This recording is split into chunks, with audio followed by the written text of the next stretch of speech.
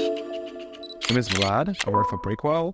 Prequel is a cutting-edge photo and video editing app, and we're here to talk about UGC creation today. Let's get started.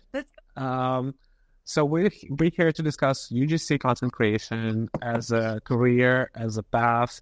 A lot of people see these days as they say, earn 5, 10, 25 grand a month by being content creator. Is that easy? Is that a viable path for everybody? What are the tricks? What are the hidden kind of like challenges? Let's talk about it all. I know you two are pros at that. And so just to kick things off, just to get to know both of you better, could each of you introduce kind of one fact about yourselves that others may not know? Yeah, sure. Well, before UGC, I was an athlete my whole life. I come from like sports, actually every sport you can think of. I'm a sporty girl. I would say that's something that people don't really know about me. Oh, wow. Sporty girl. Yeah. Sporty spice. Pretty much. She was my favorite. Yeah, and then for myself, before UGC, I was a pharmacy assistant, so very different path than doing this. I have zero experience in marketing, zero experience in the actual field until I started and got on the ground running. So you don't need a whole lot of experience; you just need some passion to get the ball rolling. Oh, we're already getting into the juicy parts of the conversation. We can't not. Yeah. Let's get into it. So how each of you came into this track for us? How did you start? Yeah. What made you choose this path? Maybe Katie, since you already mentioned the pharmacy. Yeah. So back in 2019, I was put on bed rest for one of my chronic illnesses, and so I had to quit working at the pharmacy. And so I started creating content. Back then, I had no idea what UGC was and didn't know that that's what I was actually doing for brands. And Salha was one of the first creators that I saw that was talking about it and was actually giving real life updates on her journey, not just being like, oh yeah, you can make money, but day 1, this is what I'm doing. Day 2, this is what I'm doing. And so I just kind of started following along and being like, all right, if he can do it, I can do it. So let's give it a try. And here we are now, many years later, and this is what we're doing full time. Yes. Exciting. Well, over to you. To teach, Katie, you needed to start yourself somewhere. What was that like? And for me, very similar. Somebody was talking about it on TikTok, and she was like, I create content for brands, but I'm not an influencer. So I was like, wait, what is that? Because that is what I wanted to do. I tried to be an influencer. Not really. I don't even like posting online my life. So I was like, what can I do where I'm still working with brands, but I'm low key? And that's when UGC was born. It became a thing, and then it snowballed. A lot of people started picking it up, and then we just literally made it snowball. And now it's a huge industry, but still very small because not many people know about us and what we do. Until now. Yes, until now. I love that. And for me, really, I was just looking for something I can do as a stay-at-home mom because at the time I had 3 kids, now I have 4. I just wanted to stay home with my kids, work.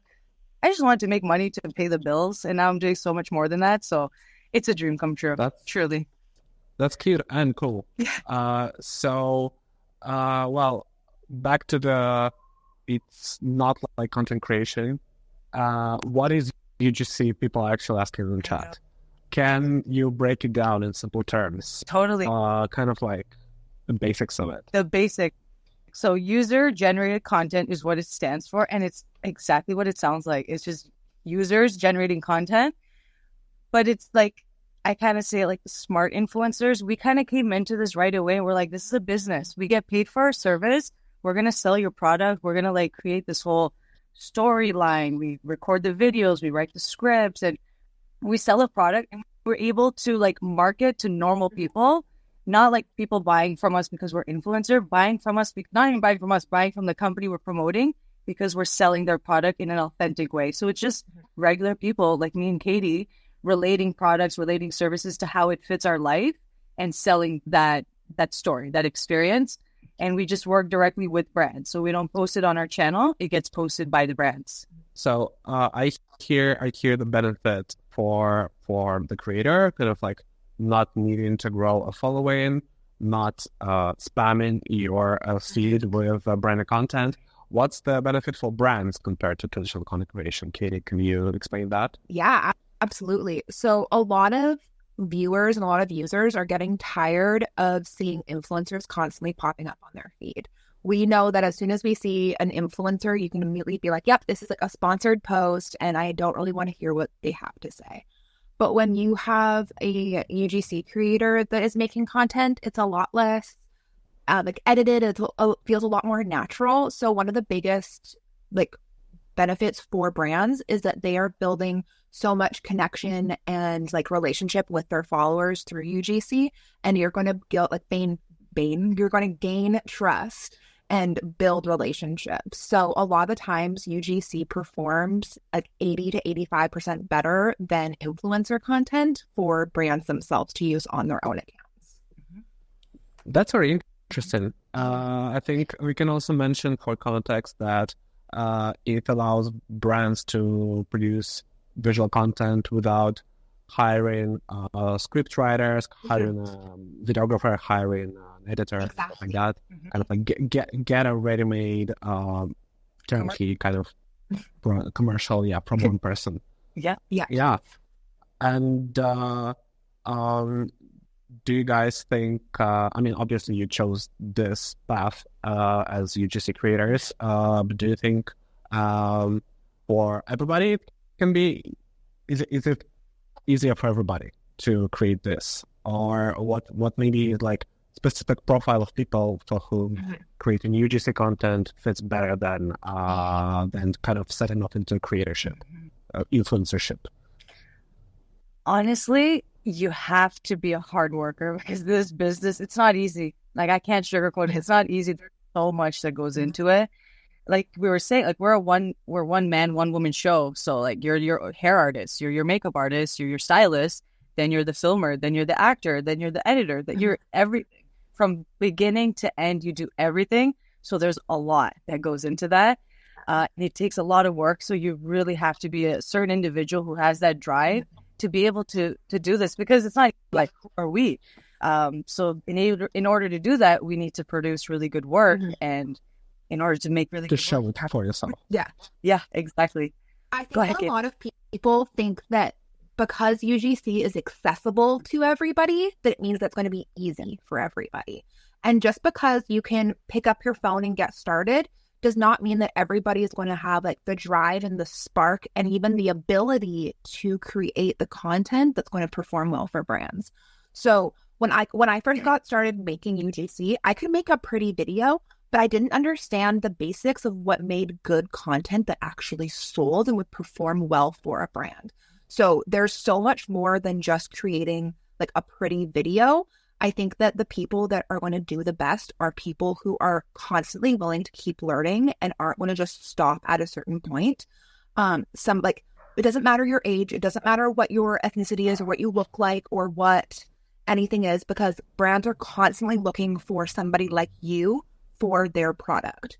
But to have the drive and the determination to keep going when 10, 15, 20 brands have told you no, that's where it like starts to get hard, because it took us all so long to actually build enough momentum to turn this into a job. It's not something that you can just like pick up, put UGC in your name and expect to get all these brand deals. It takes months, or even for myself, years worth of work to get to a point where I feel consistent and comfortable within my income from it. Makes sense. And then since you touched on it, then what makes a good UGC content piece in maybe key features or kind of pull-out quote kind of situation?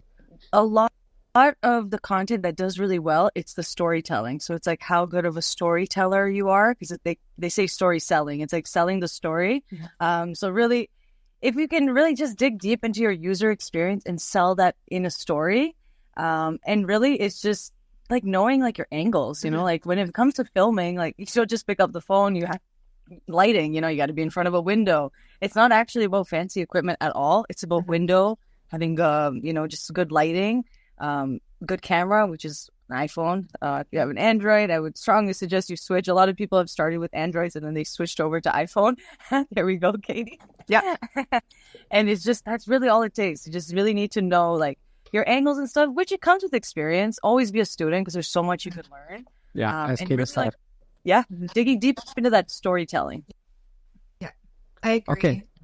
And, can you break down the key steps of, I don't know, becoming UGC creator, getting the first gig in kind of simple bullet points? How would you outline that journey? The path. Research. Got to research first what the heck it is, because there's a lot that it is. Building a portfolio, choosing products around your house. That's how we all started.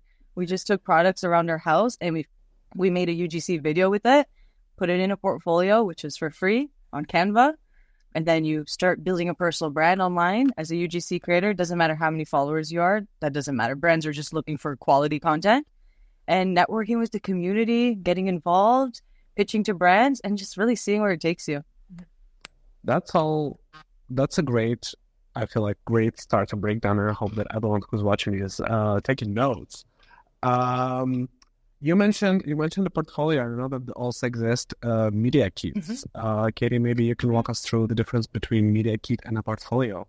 Yeah. So where a portfolio is really showing off what you can do for a brand, what your content looks like. A media kit, from my understanding, typically when an influencer has a media kit, that's showing off your own analytics and what you would bring to the table if you were using your own profile for content. Whereas my portfolio has case studies from previous content showing how it's performed on a brand, what kind of sales it brought in. The analytics for a portfolio versus a media kit are different.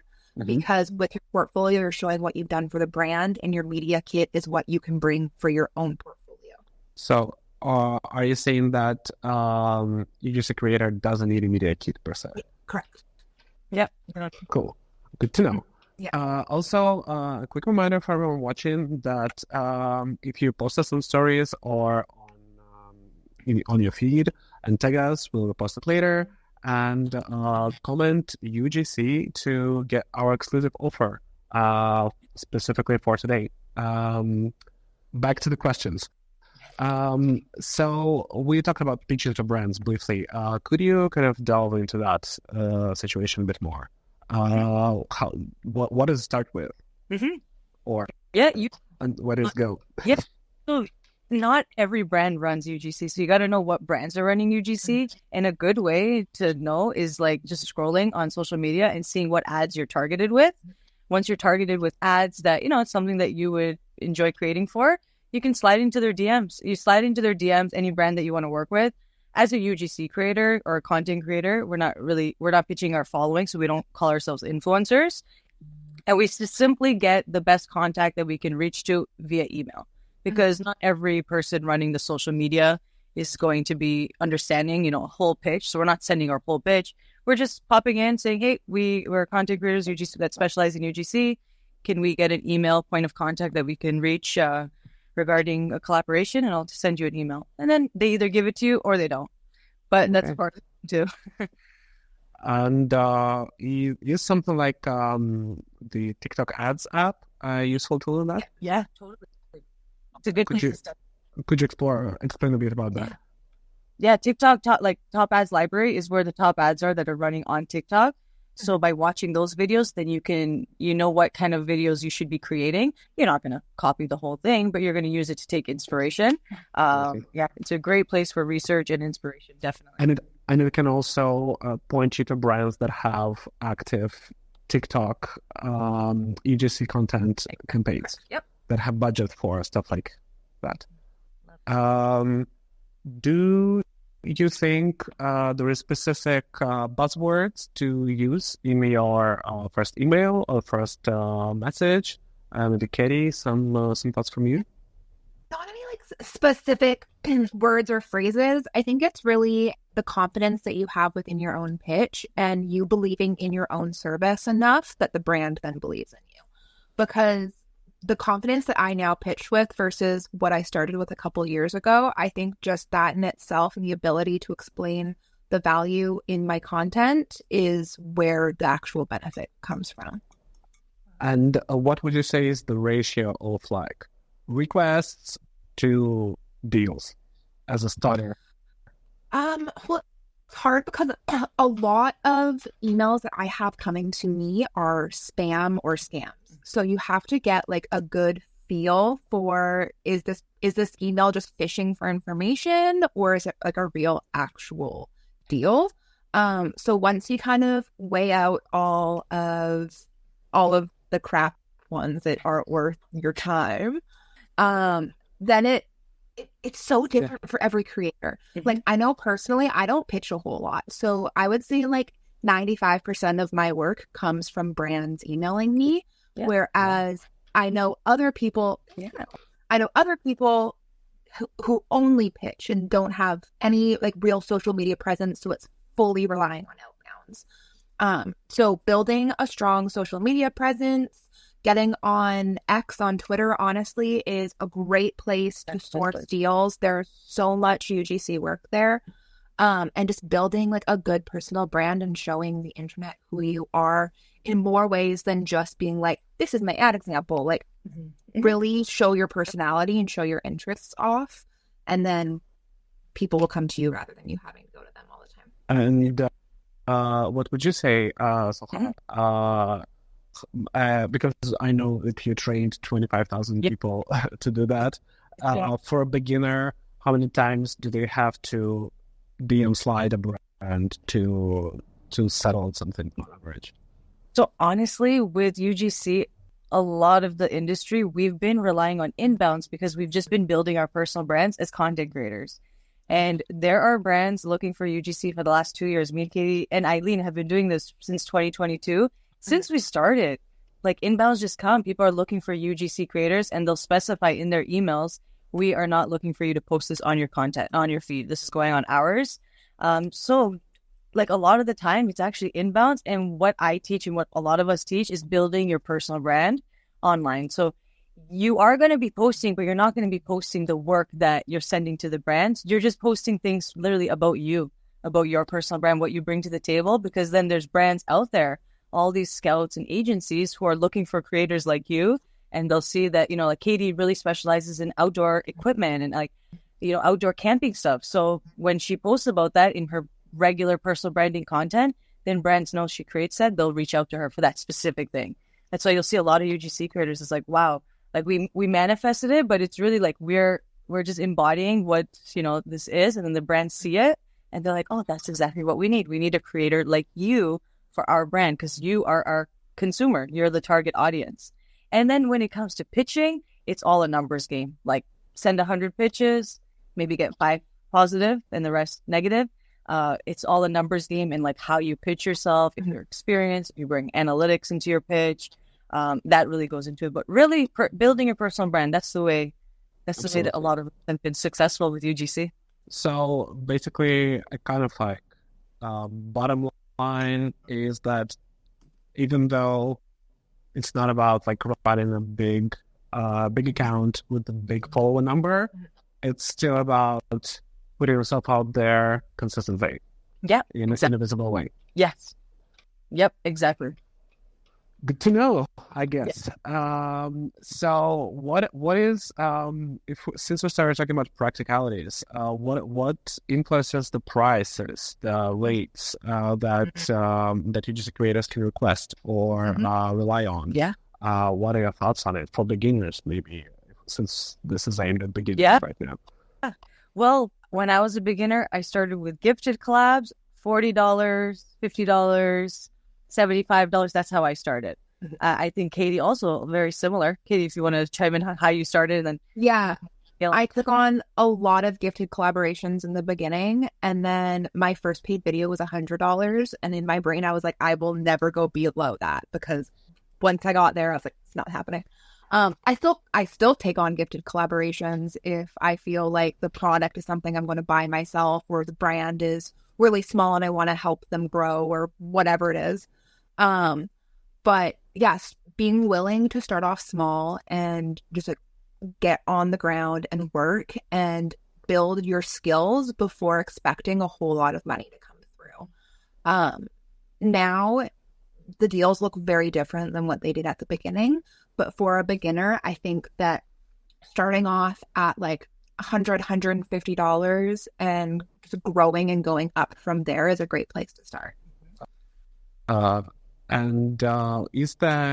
Is there some variables, for example, for providing video, providing output in multiple formats, or providing like recropped things? I can chime in on this. Yeah. So now I've scaled my business. It also takes a lot of like confidence in your skills and in your videos, in your work, to be able to negotiate. But now I'm able to negotiate with usage rights, with raw footage, depending on where they're going to run the ads. There's so many different variables that go into it. So now over 1,000, over 5,000, I've been able to scale that high. So you have to start somewhere before you start seeing like big money. And you can sell like raw footage, you can sell packages, you can add additional hooks, you can add additional call to action so that the brand can like mash it up differently, and then it becomes like a full new ad. So we do sell bundles, and a lot of people get creative too. They just like create like totally customized packages. Maybe it's organic videos, which is when the brand just posts it on their account. They don't run it as an ad, but then also providing some ad concepts so that they can test it in running ads. So it gets really fun. Like there's so many different things you can charge for, but when you start, it's like your base rate, one video. And then as you get the hang of it, you can start adding on all these like different add-ons and stuff as you get comfortable. Because again, there's a lot to learn.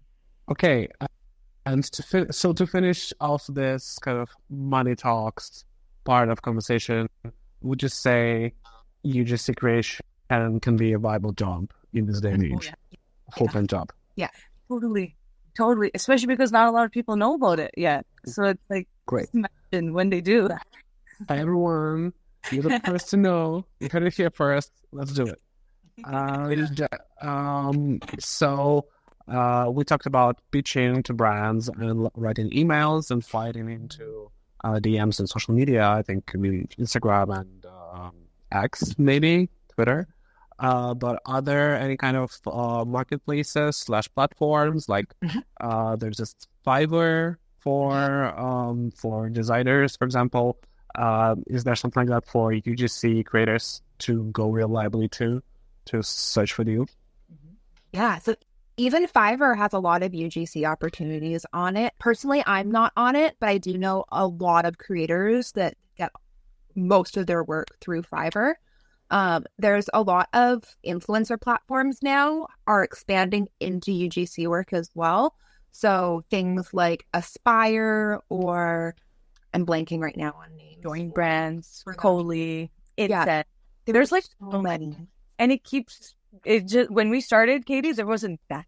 There was like Incense and like Coley, but it was like rebranded as well, Octoly. And now there's so many, like we can't even keep up. There's a lot out there. That's great to know, everybody. I think it's a good time to mention to everybody that you should absolutely try and DM girls after the call if you want more info. If they have time, they'll reply to you with more specific platforms to try out. And we didn't touch up on one thing that I wanted to mention. Can you give some examples of specific types of content that UGC is usually dealing in, that brands are looking for? Just a brief kind of breakdown. Testimonials, a lot like this, where you're just talking to the camera about something, because it's very trustworthy. If you hold up the camera like that and you're talking and you have a product, it's like you feel like you're right there. It's like we're talking to a friend. So testimonials that's what a lot of brands are looking for. Then there's just like, like the whole, like you have like a whole storyline. So there's a hook in the first few seconds that grabs their attention. Then you really like go into like all the selling points. You have to list them. Like it's in the most natural way possible. When we started, it was very like boom, boom, boom. This is your hook. This is your, selling point. This is what the value props are. This is your call to action. Now it's more like, it's really like taking people on the journey of the whole experience in how you see it. And that's over whatever it is. I guess it also depends on the types of services or products that you're advertising. If it's relatively small product, there is the unboxing kind of genre that can be popular, and for That's really no. Well, put me wrong. Maybe my research is not to me. Unboxing videos, in my opinion, are very like influencer-y. yes. They don't typically hold your attention for long enough to get the click-through rate for the client to actually go to the website.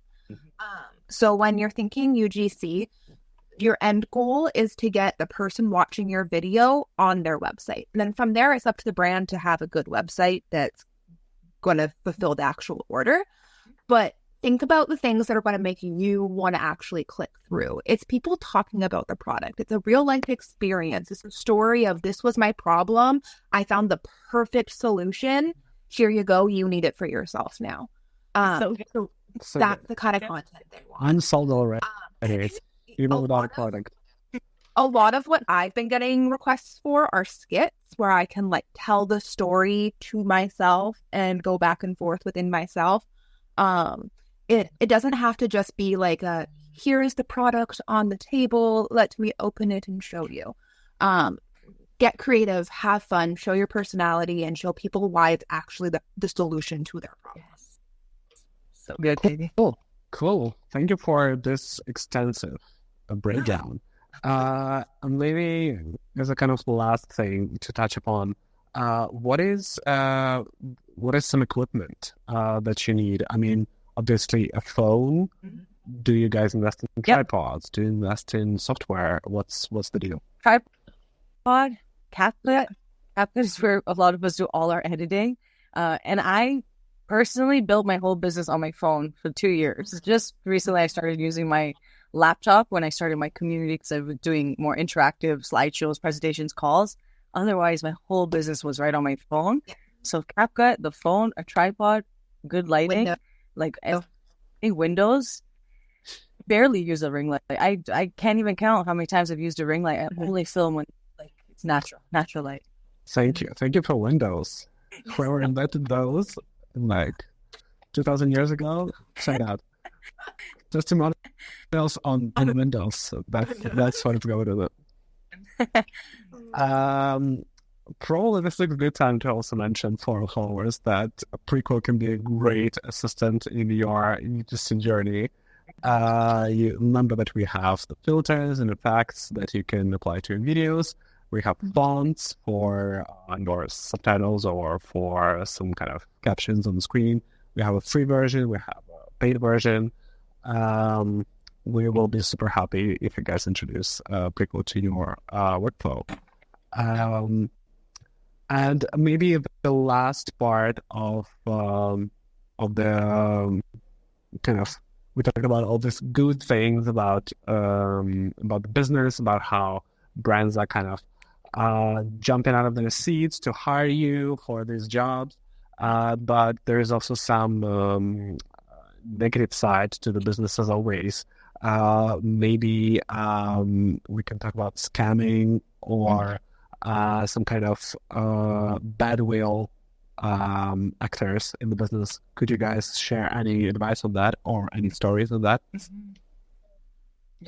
Yeah, there's a lot of just fake. They just pretend they're these big brands. They have a Gmail in their name, but you got to really look into it. You got to look, okay, what kind of email address is it coming from? How does it sound like it's, does it sound too good to be true? If it's too good to be true, most likely it's too good to be true. But with your gut, there's a lot of scams. And now it gets to a point where I don't even need to open the email. I just delete because I know it's fake. Like from the body, from the subject line and from the name, I'm like, this is fake, delete. So just being, smart about it. Just going with your gut. There are a lot of scams, but there's a lot of good ones. Like there's a lot of number one thing with scams is, as a UGC creator, you are never paying for anything to do with the product. You're not paying shipping. You're not paying for half of the product. You're not paying anything. And if they are asking you to pay something, you're not going to receive the product, and it is a scam. Write down, kids. Yeah. Write that down. The more Yep. Do you guys ever feel a need to do something like obscuring your visuals with watermarks when you send them full review, or sending them like partial or like low definition videos for approvals? It depends on you and your business. I don't personally. It's like an extra step that I'm a little lazy to do, but don't take my advice. I'm not the best. That's I tell everyone. I'm like, don't do what I do, but I have too much trust in people. But Katie's probably more. What is suggested across the industry is that you send your content with a watermark. Personally, I do preview only and my name, so that it's not just my name. It's like straight up says you can only preview this. This is not to be used as an ad. And then once you have payment, that's when you will send the unwatermarked content. Another thing is always use a contract.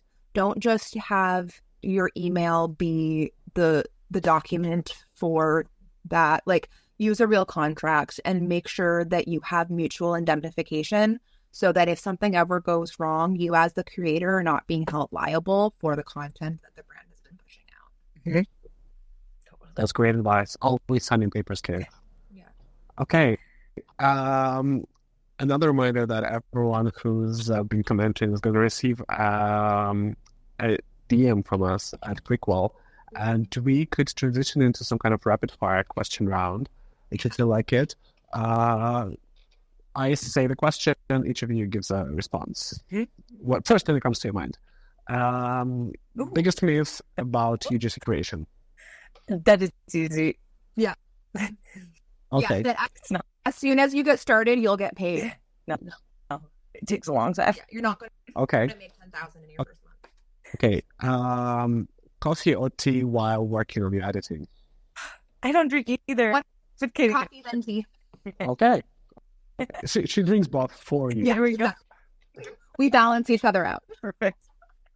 One word to describe your UGC career so far? Mine's growth. I have lots. Like, not even like followers, just like I'm a businesswoman now. It's crazy. I started as a stay-at-home mom, like just and now I'm a like full-blown businesswoman. It's wild. Kudos all around. Compounding. Like the idea that one little thing every day will get you where you need to go. That's so cute. Also, when you said growth, I first heard gross, and I was like, oh wow, that's a hot take. Okay, so all in all, becoming a UGC creator in 2024, yes or no? Yeah. Yeah.